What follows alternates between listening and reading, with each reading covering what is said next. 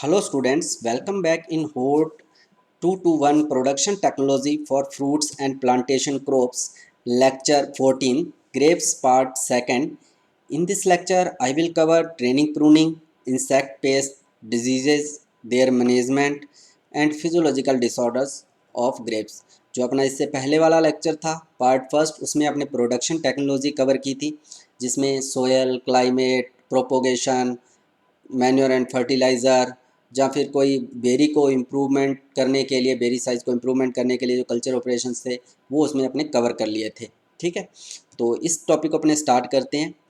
Important points, पिछले वाले में मैंने बहुत से इंपॉर्टेंट पॉइंट्स कवर कर दिए थे, पर कुछ रह गए थे, मुझे लगा कि ये भी ज़रूरी है, तुम्हें पता होना चाहिए, तो वो कर रहा हूँ। एक तो है raisins are only process product in India. Raisins होता है जिसको अपने किशमिश कह देते हैं। ठीक है, किशमिश जो है भारत के अंदर इकलौता प्रोडक्ट है जो बनाया जाता है।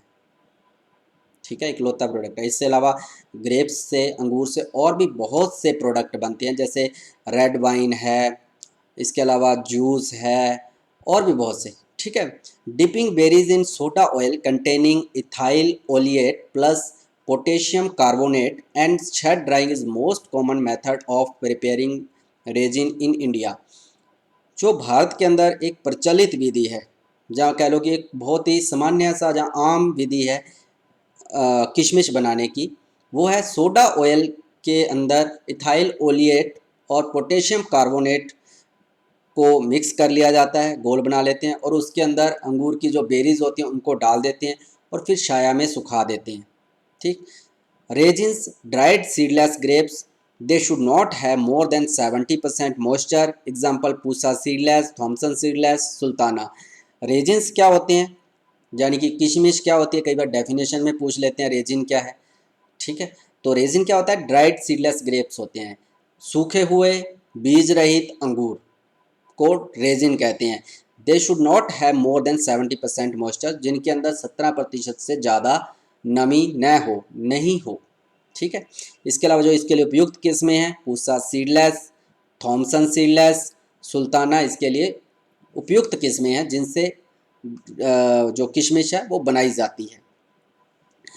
पार्ट्स ऑफ वाइन, अपने अभी आगे ट्रेनिंग प्रूनिंग पढ़ेंगे, तो इसमें पार्ट्स, किस पार्ट को काटना है, किसको नहीं काटना, वहाँ पे नाम सीधे दिए होंगे, स्पर को काटना है, लेटरल केन को काटना है, तो उसके लिए भी इम्पोर्टेंट है ये चीज़।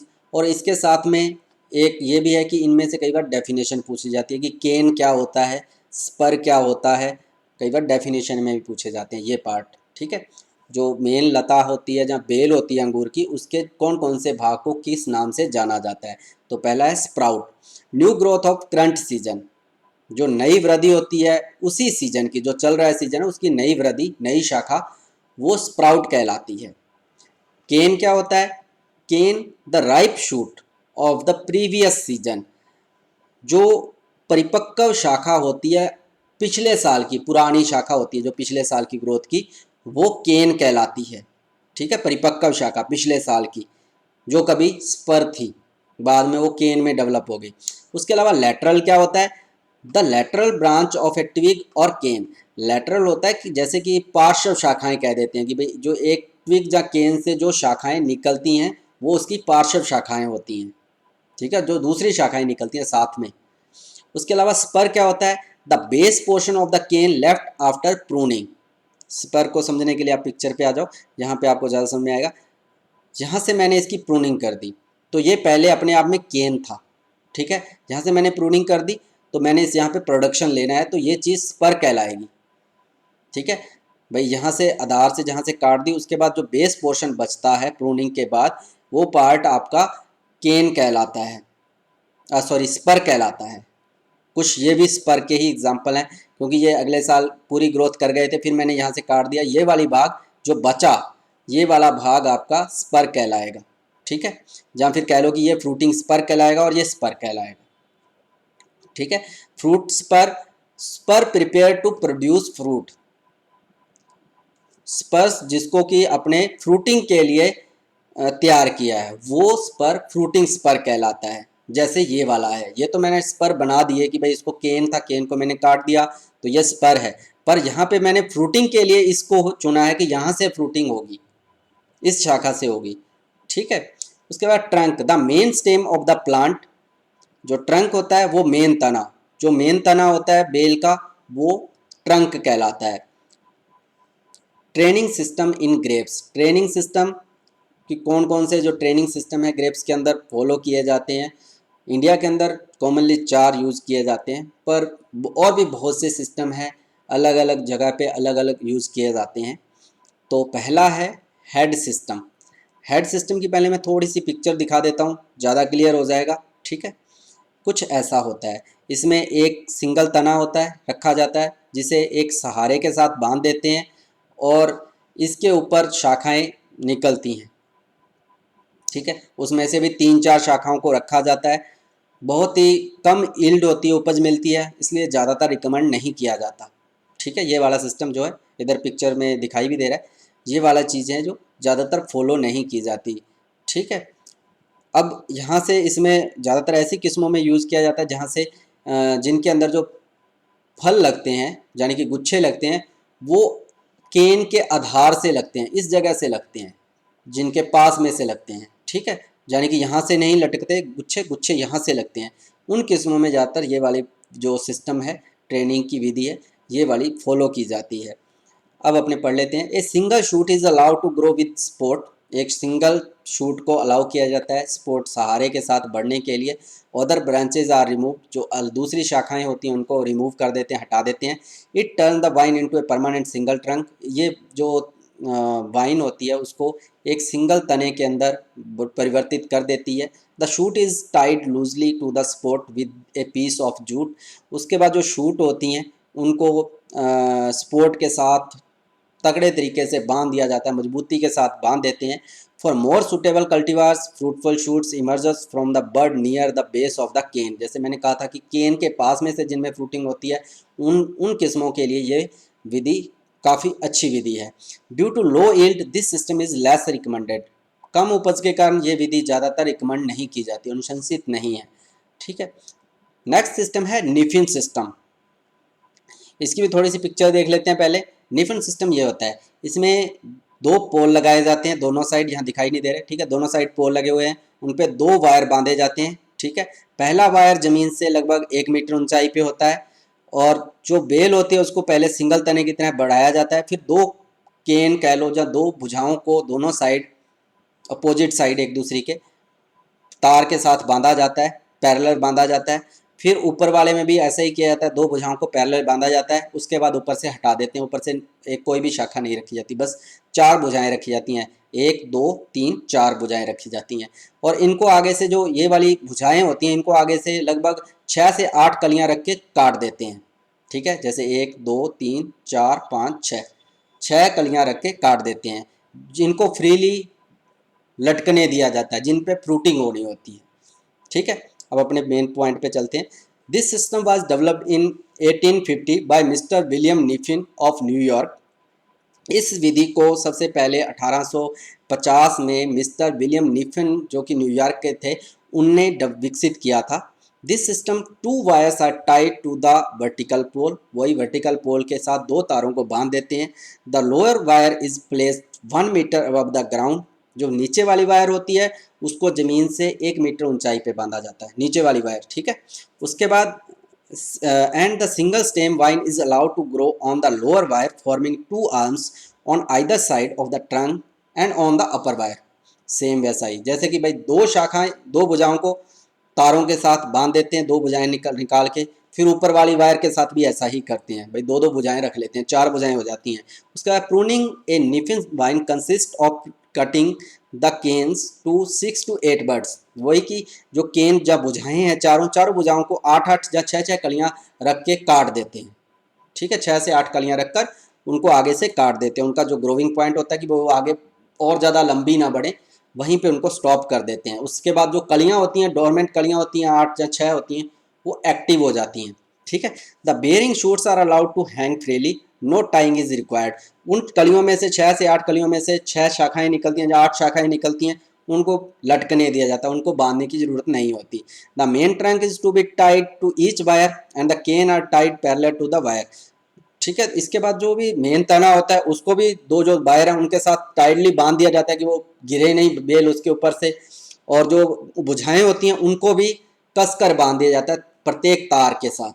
ठीक है, suitable varieties like Thompson seedless, Bhokri, Perlette, beauty seedless.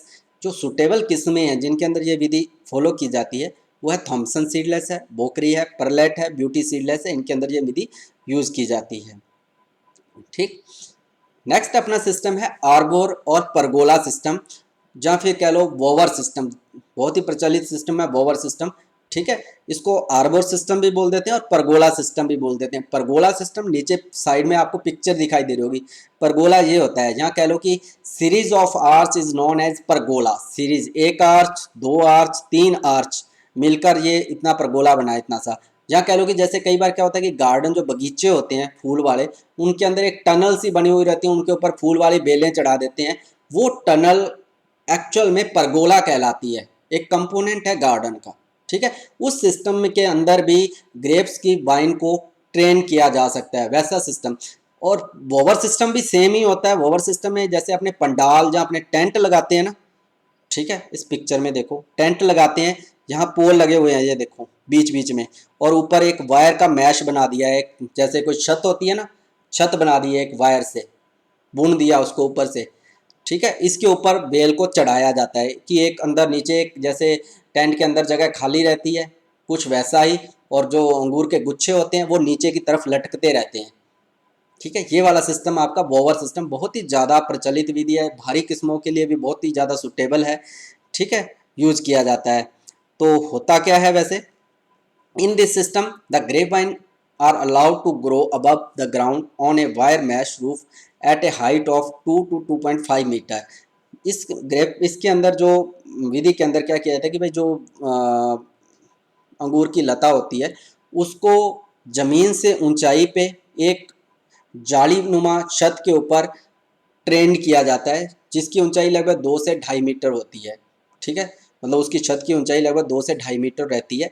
The entire mesh work is supported by strong pillar made of bricks, concrete और जीआई। जो पूरा का पूरा ढांचा होता है, मैश बनी हुई रहती है, जाली बनी हुई रहती है, उसे सहारा देने के लिए बहुत ही मजबूत ब्रिक्स के या फिर कंक्रीट के या फिर जो गैल्वनाइज्ड आयरन की पाइप्स होती हैं उनके थ्रू सपोर्ट दी जाती है, सहारा दिया जाता है। मतलब उसके ऊपर एंगल से फिर और उसके अंदर वायर से एक जाल बनाया जाता है, नीचे पोल लगे रहते हैं, ऊपर वायर से एक जाल बनाते हैं। ठीक है, all lateral branches are removed, sorry, the vine is allowed to grow in a single shoot. उसके आधार तक, यहाँ कह लो कि उसके बेस जहाँ तक ऊंचाई है वहाँ तक एक बेल को सिंगल ही ट्रेंड किया जाता है। उसके साथ में जो भी शाखा निकलती है उसको काटते रहते हैं, मतलब उसके ऊपर तक चढ़ने तक, उस ऊंचाई तक पहुँचने तक सिंगल स्टेम रखी जाती है। उसके बाद pinching is done as soon as the main shoot reaches the bower so that strong lateral branches can be form. जैसे ही वो उस बेस तक कह लो, जहाँ उस ऊंचाई तक पहुंच जाती है बेल, उसके बाद उसे आगे से पिंच कर दिया जाता है। पिंचिंग आगे वाले पीछे वाले जो टॉपिक था मैंने लेक्चर था उसमें मैंने बताया हुआ है कि पिंचिंग क्या होती है, टॉपिंग क्या होती है। पिंचिंग कर देते हैं, आगे से उसको थोड़ा सा तोड़ देते हैं जिससे एपिकल डोमिनेंस खत्म हो जाती है और जो भी कलियां होती हैं उसके पास वाली वो एक्टिव हो जाती हैं। उनमें से दो भुजाओं को रखा जाता है। ठीक है, अपने को पूरी जो मैश है, पूरा जाल बना हुआ है, उसके ऊपर अपने बेल को पूरी तरह से फैलाना है। इसलिए ऐसा नहीं कि अपने उसको एक पूरी एक सिंगल तने को आगे तक बढ़ते जाने देंगे कि वो फैल जाएगा, ऐसा नहीं होता। जितनी ज़्यादा ही उससे शाखाएं निकलेंगी वो उतना ज़्यादा उस चीज़ को कवर कर पाएगा। इसलिए हर बार जो भी शाखा को, जितनी भी अपने को डिज़ायर ज़रूरत होती है कि भाई इतनी शाखाएं इस शाखा से निकलें, मेन केन से निकलें, कितने स्पर निकलें, तो उसको आगे से प्रून कर देते हैं और जितनी भी उसकी डोरमेंट कलियां होती हैं उनमें से फिर शाखाएं निकलना स्टार्ट हो जाती है, जिससे वो जाल जो होता है ऊपर से जल्दी कवर हो जाता है।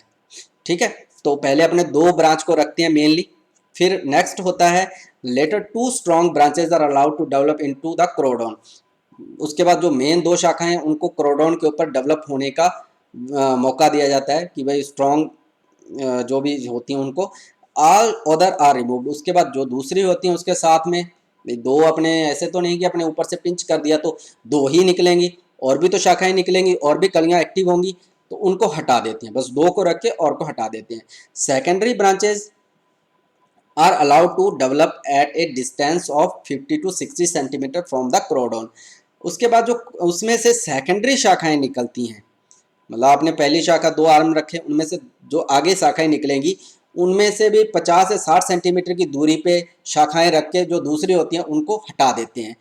On the secondary arms tertiary या फिर branches are allowed to develop at a regular location 15 to 20 centimetre apart. उससे फिर जो सेकेंडरी निकली उनसे फिर कुछ शाखाएं निकलती हैं जो कि 15 से 20 सेंटीमीटर की दूरी पर उनको रखा जाता है और दूसरी शाखा को हटा देते हैं। The tertiary shoots are pruned from 2 to 3 buds in next season.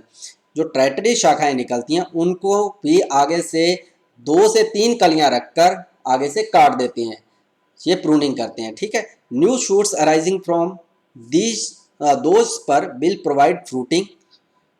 जो नई शाखाएं निकलती हैं, मतलब 2 कलियां एक्टिव रह गई या 3 कलियां ही बची हैं, उनमें से जो शाखाएं निकलेंगी उनको रखा जाता है आगे स्पर के लिए, फ्रूटिंग स्पर के लिए मान लो, या फिर नेक्स्ट सीजन के लिए जो केन बनेंगे उनके लिए उन शाखाओं को रख लिया जाता है।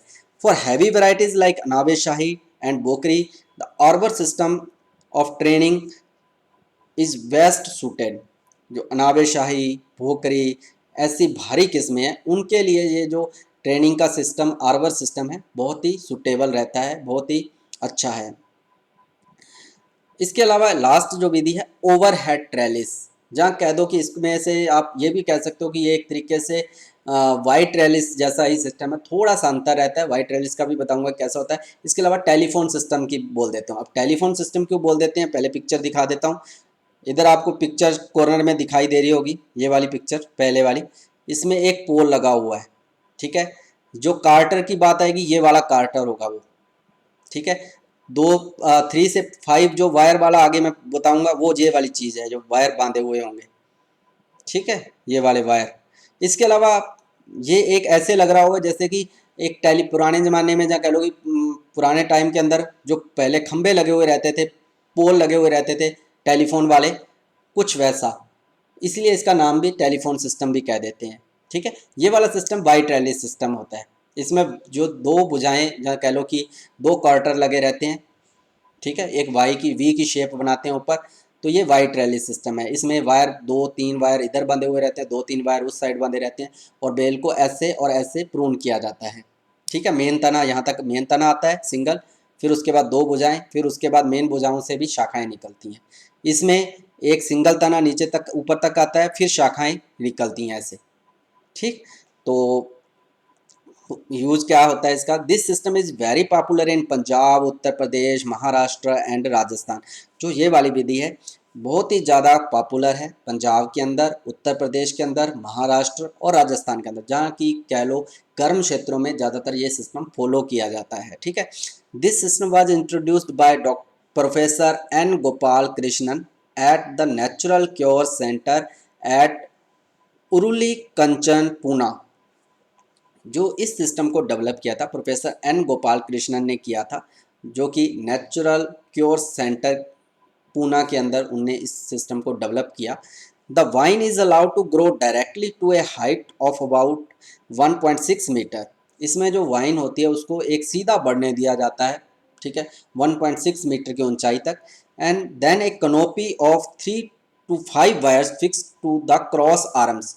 उसके बाद जो क्रॉस आर्म्स हैं उसके साथ 3 से 5 वायर बंधे हुए रहते हैं। जो मैंने वायर बताए थे ना, एक क्रॉस आर्म्स कार्टर का था, क्रॉस आर्म्स के साथ में 3 से 5 वायर बंधे रहते हैं जो दूसरे पोल के साथ जुड़े हुए रहेंगे आगे फिर जाके। ठीक है, एक लाइन के अंदर ये लगती है बेलें और पोल, एक पोल, फिर उसके बाद दूसरा पोल, फिर तीसरा पोल, ऐसे एक लंबी लाइन में होते हैं। ऐसे नहीं कि पूरी पंडाल की तरह एक पूरा जगह को कवर कर लेंगे, ये एक लाइन में चलते जाते हैं पौधे। इसके बेल को इस तरीके से ट्रेन किया जाता है जैसे कोई खंभों की एक लाइन हो। ठीक है, बिजली वाले मान लो, या फिर टेलीफोन वाले नहीं याद आ रहे तो बिजली वाले खंभों की लाइन हो, उसके ऊपर बेलों को चढ़ाना हो, हर खंभे के बीच में एक एक बेल लगी हुई हो, कुछ वैसा। ठीक है, उसके बाद यूजुअली 1.4 मीटर लॉन्ग, जो कि लगभग 1.4 मीटर लंबी होती हैं, जो 3 से 5 वायर होती हैं 1.4 मीटर लंबी होती हैं, is mounted on an upward vertical pole which is usually connected to 3 parallel wires of 10 gauge. जो कि ये कह लो कि एक वर्टिकल पोल, एक सीधा लगा हुआ पोल है जिसके सहारा देने के लिए, जब एरो की उस पोल को सहारा देने के लिए पोल नीचे ना गिरे, उसके साथ में 3 तार लगे हुए रहते हैं। मतलब जैसे पहले खंबे को सहारा देने के लिए अपने खींच लगाते थे कि भाई वो पोल गिरे ना, नीचे ना गिर जाए, तो वैसे ही पोल को सहारा देने के लिए नीचे समांतर उसके नीचे तारें लगी हुई रहती हैं कि वो पोल नीचे ना गिरे। ठीक है, लगभग 10 गेज की वायर लगी रहती है। The cotter is fixed horizontally by means of pins and eye bolts. जो इसके अलावा क्वार्टर होता है, मतलब उसको बांधने के लिए, ये क्वार्टर उसको पकड़ने के लिए कह लो। ठीक है, उसमें पिंस और आई बोल्ट से उसको कस दिया जाता है। इफ डिजायर्ड 4 और 5 wires can be used. This system is suitable in hot areas.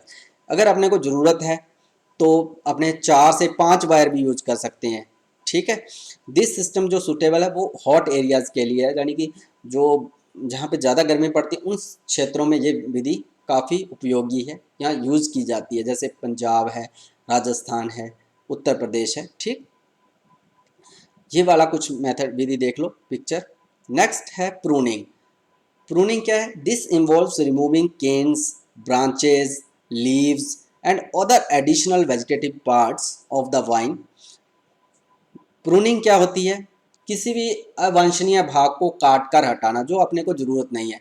वो शाखा भी हो सकती है, कोई केन हो सकता है, कोई पत्तियां ज़्यादा हैं तो हटाना है, कोई गुच्छे का कोई एडिशनल पार्ट है उसको हटाना है, कोई वुड ज़्यादा लगी हुई है, ज़्यादा ही शाखाएं कवर कर रही हैं जो अपने को लग रहा है कि प्रोडक्टिव तो है नहीं, उनको हटाना भी प्रूनिंग कहलाता है। Pruning has 3 purposes. प्रूनिंग के 3 उद्देश्य होते हैं। पहला होता है to provide the desire structure of the vineyard which will facilitate easy carrying out of agricultural operations which will increase the productivity।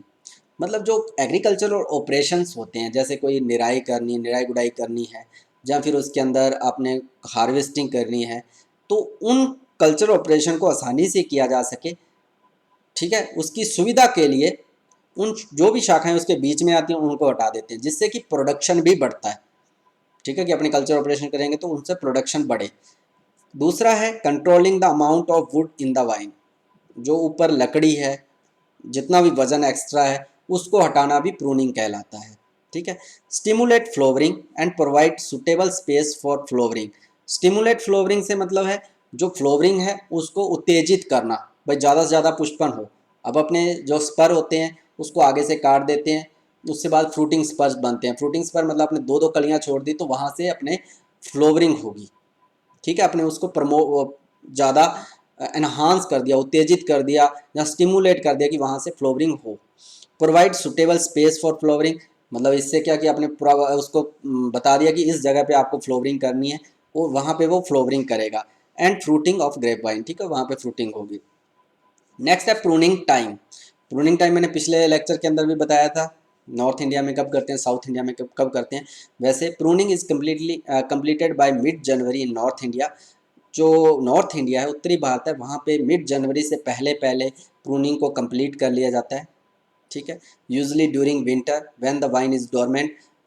सामान्यतः सर्दियों के अंदर जब जो बेल होती है सुसुप्त होती है या फिर रेस्ट पीरियड पे होती है, उस समय जब ज़्यादातर प्रूनिंग की जाती है नॉर्थ इंडिया के अंदर। In south India pruning is done twice a year, that is in April and September October. South India के अंदर, दक्षिणी भारत के अंदर प्रूनिंग साल में 2 बार करते हैं, क्योंकि वहाँ पे वाइन ज़्यादातर डोरमेंट कंडीशन में बहुत ही कम जाते हैं। वहाँ के जो पौधे होते हैं ज़्यादातर एवरग्रीन होते हैं साउथ इंडिया में, टेम्परेचर माइल्ड टेम्परेचर के कारण। ठीक है, तो वहाँ पे अप्रैल के अंदर एक बार तो प्रूनिंग करते हैं, फिर सितंबर अक्टूबर के अंदर प्रूनिंग की जाती है। नेक्स्ट है इंसेक्ट पेस्ट। पहला है थ्रिप्स। थ्रिप्स का जो साइंटिफिक नेम है स्क्रिप्टोथ्रिप्स डोर्सालिस, मतलब 2 स्पीसीज ज़्यादातर ग्रेप्स के अंदर करती हैं। दूसरी है रिपीफोरोथ्रिप्स कुरंटल्स। ठीक है, 2 स्पीसीज हैं।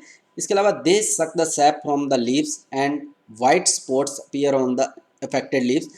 ये जो करता है वैसे भी एक सकिंग इंसेक्ट है, पौधे के कोमल भागों से या पत्तियों से रस चूसता है, और वहाँ पे वाइट कलर के या सफ़ेद रंग के धब्बे दिखाई देने लग जाते हैं पत्तियों के ऊपर, और पत्तियाँ ट्विस्ट हो जाती हैं, मुड़ जाती हैं, एंड फॉलो टर्न येलो। उसके बाद फ्लोवर्स होते हैं जो वो पीले रंग के पड़ जाते हैं, पीले हो जाती हैं, ठीक है। Flowering but reduce the fruit set, flowering तो होती है, पुष्पन होता है बेल के अंदर, परंतु फ्रूट सेट कम होता है, फलन कम होता है।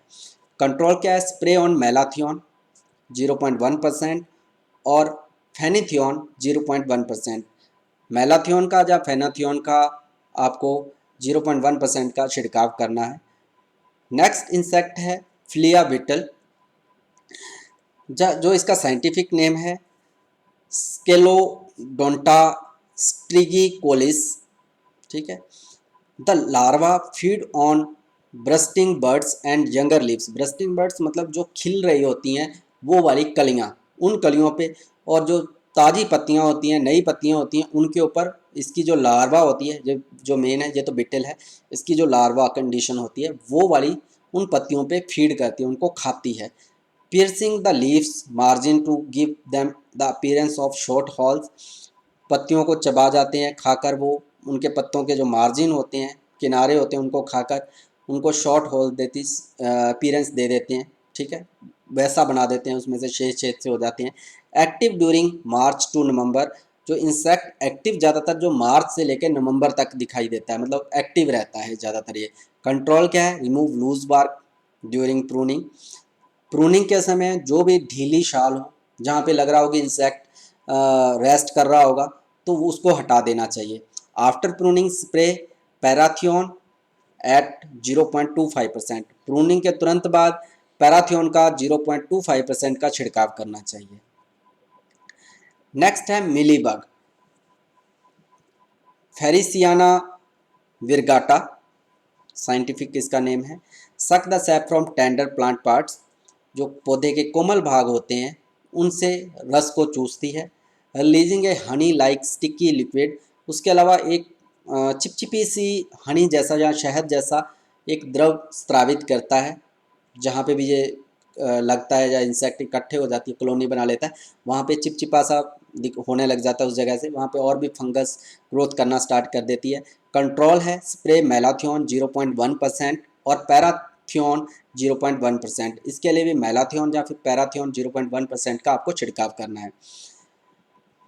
नेक्स्ट है वाइन ग्रिडलिंग बीटल, इसका जो साइंटिफिक नेम है Sthenias grisator, beetle that have heavy biting mandibles, जो इसकी बीटल्स होती हैं, ठीक है, उसके जो चबाने वाले मुंह वाले पार्ट होता है वो मैंडिबल्स, वो बहुत ही ज़्यादा भारी किस्म के होते हैं, मतलब बहुत ही मजबूत होते हैं उनके जबड़े, कहने का मतलब, ठीक है, मैंडिबल्स जो होते हैं जबड़े बहुत ही मजबूत होते हैं। एक्टिव एट नाइट, ज़्यादातर जो एक्टिव रहती है ये रात के समय ज़्यादातर एक्टिव होती है। It cuts of the arms and main stem of the grapes, ये जो भुजाएँ होती हैं, जब तना होता है ग्रेप्स का, उसको काट देती है। Resulting in the death of the wine, जिसके कारण जो वाइन है जहाँ बेल है उसकी मृत्यु हो जाती है, वो मर जाती है बेल, मतलब नीचे से आधार से काट दिया तो बेल की वो शाखा अगर काटी है तो शाखा मर जाएगी, अगर किसी को तने को ही काट दिया है तो तना खत्म हो जाएगा। कंट्रोल है apply chlordane 5% in the soil at the rate of 20 to 25 kg per hectare, chlordane 5% का मिट्टी के अंदर डालना है आपको, 20 से 25 किलो पर हेक्टर की दर से आपको मिट्टी के अंदर अप्लाई करना है क्लोरोडेन को, ठीक है। नेक्स्ट है बर्ड्स, अंगूर के अंदर बहुत से पक्षियों का भी आपको प्रकोप देखने को मिलेगा, बहुत से पक्षी बहुत से फलों को, जो अंगूर के गुच्छे होते हैं उनको ख़राब कर देते हैं, ठीक है।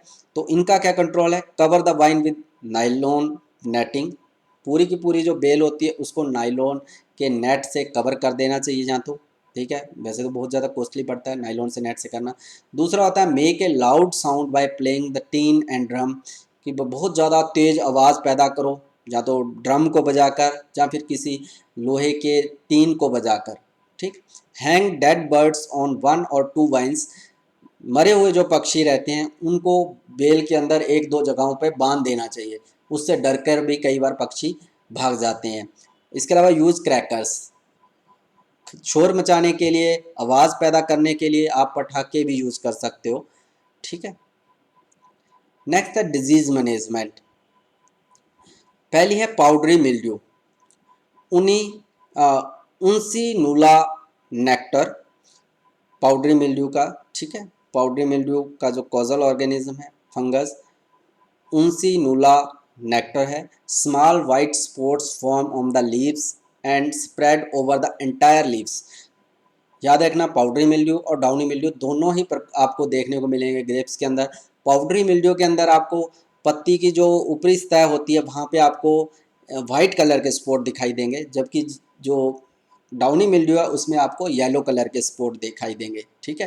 तो पहले अपने पाउडर मिल्ड्यू पे चलते हैं। Small white spots form on the leaves, पत्तियों के ऊपर वाइट कलर के स्पॉट दिखाई देंगे जो कि पूरी पत्ती को कवर कर लेंगे। Some time even on both side of the leaves, कभी कभी ये पत्ती की दोनों साइड आपको दिखाई देंगे जो स्पॉट्स होंगे, मतलब निचली साइड भी दिखाई देंगे। The leaves turn greyish white and fall off, पत्तियां ग्रेइश वाइट होकर गिर जाती हैं। Affected berries fail to mature and may burst, जो प्रभावित बेरीज होती हैं, मतलब अंगूर के गुच्छे लगे हुए होते हैं उनमें बेरीज होती हैं, प्रभावित होती हैं, जो भी जिस पे भी लग रहा है कि पाउडरी मिल्ड्यू हुआ है वो मैच्योर नहीं होगी और फट जाएगी।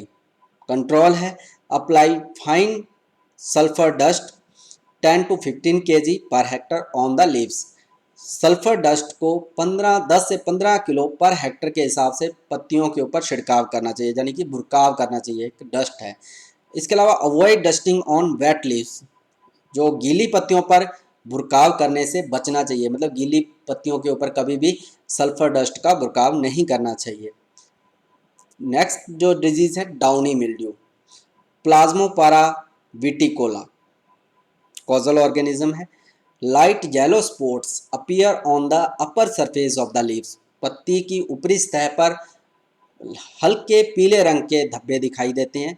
Letter a white frosty mould develop on the underside of the leaves, बाद में नीचे की साइड पत्ती के वाइट कलर की एक फंगस की ग्रोथ दिखाई देगी उन धब्बों के नीचे, ठीक है। The spots coalesce and eventually the leaves dry up, जो धब्बे होते हैं वो एक दूसरे के साथ जुड़ जाते हैं, मतलब एक बहुत बड़ा धब्बा बन जाता है, पत्ती पूरी पत्ती को कवर कर लेते हैं, उसके बाद पत्तियां सूख जाती हैं। Cool and moist weather and shady conditions are favourable, इस फंगस की ग्रोथ के लिए जो कूल यानी कि ठंडी और ज़्यादा नमी वाली और छाया वाली जो कंडीशन होती हैं वो बहुत ही फेवरेबल होती हैं, उस कंडीशन में जो ज़्यादा फैलती है ये बीमारी। कंट्रोल है remove all affected leaves berries and destroy them, जितने भी प्रभावित पत्तियां हो जहाँ बेरीज हैं या फिर कोई भी पार्ट है उसको काट कर उसको डिस्ट्रॉय कर देना चाहिए। Immediately after pruning spray with Bordeaux mixture, जैसे ही आप उस चीज़ को काट दो उसके तुरंत बाद उसके ऊपर बोडोक्स मिक्सचर 4,450 का आपको छिड़काव करना है। इसके अलावा आप स्प्रे जिनेव और कैप्टान 0.5% का छिड़काव भी कर सकते हो, यानी कि जिनेव और कैप्टान 0.5% का आप उस पौधे के ऊपर छिड़काव करो। नेक्स्ट है एंथ्रेक्नोज एलेसिनोई एम्फिलीना, ठीक है, कॉजल ऑर्गेनिज्म है और एंथ्रेक्नोज बहुत ही कॉमन डिजीज है, पौधे का प्रत्येक भाग इससे अफेक्टेड होता है, ठीक है, पौधे के हर भाग पर इफेक्ट डालती है। All parts of vine are affected, पौधे का प्रत्येक भाग इफेक्ट होता है। Black spots appear on the shoots and they become like sunken canker, पौधे के तने के ऊपर काले रंग के धब्बे बन जाते हैं जो कि बाद में धसे हुए कैंकर की तरह बन जाते हैं, कैंकरस हो जाते हैं।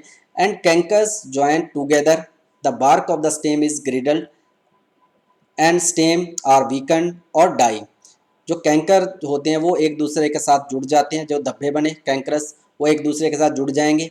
जुड़ने के बाद जो पूरी की पूरी ऊपर वाली शाल होगी वो ग्रिडल्ड हो जाएगी, मतलब उतर जाएगी, ठीक है। ग्रिडलिंग आपने पहले पढ़ी हुई है, पहले वाले टॉपिक में देख लेना ग्रिडलिंग क्या होती है। ग्रिडलिंग से मतलब होता है ऊपर वाली शाल उतारना, ठीक है।